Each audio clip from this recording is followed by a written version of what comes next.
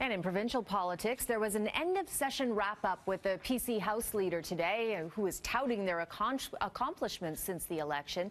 And they made this list of the top 20 accomplishments, ending cap and trade, launching an audit of government spending, and buck a beer. But there's one thing missing from this list: repealing the Liberal sex ed curriculum. It may not be there because it's turning into one of the government's biggest challenges. I put the question to Todd Smith. I'm curious, with your top 20 accomplishments here, why isn't repealing sex ed listed here? It was one of your campaign promises. Is it because it's one of the hot button items that you're getting a lot of pushback on, and are you going to be maybe pulling back a little bit from it? No. We're committed to doing that. That's a promise that the Premier made during the election campaign. Yes, Doug Ford promised to get rid of the Liberals' updated sex ed curriculum. His predecessor, Patrick Brown, was going to keep it, but Ford tapped into the anger of his base. Put it in the garbage! Put it in the garbage! Which helped him become the PC leader before his majority sweep in the election. But now the government is facing heat for reverting back to the old curriculum written in 1998, before same-sex marriage was legal, while they consult and write a new one.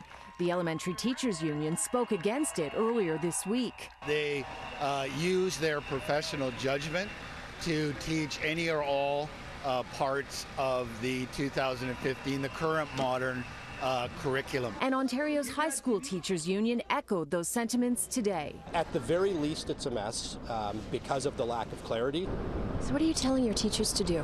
We will be saying use your professional judgment to meet your own ethical imperatives in terms of keeping kids safe and healthy, and whatever happens after that, you will have the full backing of OSSTF behind you should you find that an employer has moved to discipline. Doug Ford has said the majority of parents have told him they're against the updated sex ed curriculum. However, CityNews has obtained a Liberal survey that suggests the majority support it, or at least they did back in 2015. A live caller telephone survey taken 3 years ago showed 66% were in favor of it. According to the report, this was the consistent finding over a 3-year period. It concluded 40% strongly supported the new curriculum, 26% somewhat supported it, 13% somewhat opposed it, and 19% strongly opposed it. Not surprisingly, support and opposition were divided along party lines. 62% who strongly supported the new sex ed curriculum were Liberal supporters.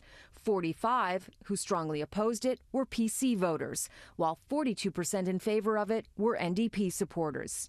It raises a problem for the PC government. It has to appease voters who approved of the curriculum while satisfying a smaller number who didn't. It could be the reason repealing the sex ed curriculum didn't make the PC's list of accomplishments. But why isn't repealing the curriculum listed in your top 20 here?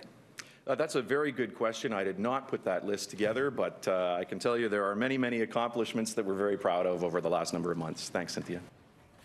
Now, after the news conference, a government spokesperson told me repealing the sex ed curriculum didn't make this list because they haven't announced the plan for consultation yet. The Premier has promised parents in every riding across the province will be consulted.